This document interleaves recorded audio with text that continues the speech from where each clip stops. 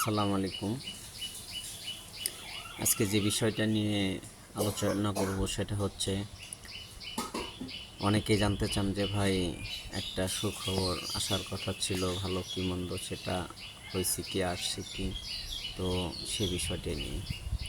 তো আমরা সকলেই যারা সিঙ্গাপুর থাকি কম বেশি অবগত আছি যে বয়স্ক লোক কিন্তু কোথাও নেয় না, কাজ পারবে না, অনেক সমস্যা ইনজুরি থাকে। তো একসময় কিন্তু সিঙ্গাপুর থেকে বয়স্ক লোকদের বের করে দেয়, পারমিট করে না, কোম্পানি স্পাসে রাখে না। আমার জানা মতে আমি যেই কোম্পানিতে ছিলাম, আমার উস্তাদ ছিল, আমি তাকে শ্রদ্ধা করি, সে আমার ইলেকট্রিক্যাল কাজ শিখাইছে।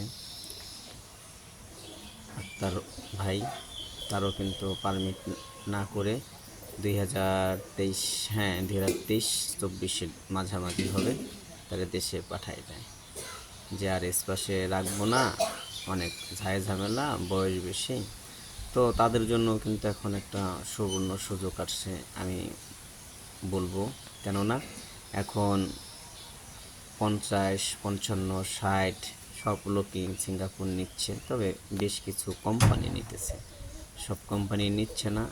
আপনার গভর্নমেন্ট রুল করছে তাই বলে যে সবাই নেবে, সেটা কিন্তু সঠিক না, ঠিক আছে?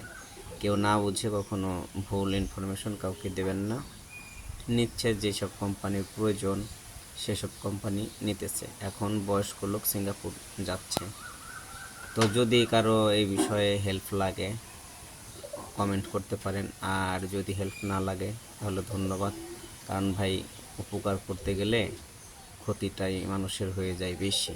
হ্যাঁ, তো আপনারা যে যেখান থেকে পারেন সিঙ্গাপুর বয়স্ক ভাই, আঙ্কেল, শুভাকাঙ্ক্ষী যারা আছে সবাইকে মেসেজটা জানিয়ে দিবেন, এবং তারা যেন পুনরায় সিঙ্গাপুর যেতে পারে, যদি সিঙ্গাপুর যাওয়ার তাদের ইচ্ছা, আশা, আকাঙ্ক্ষা থাকে।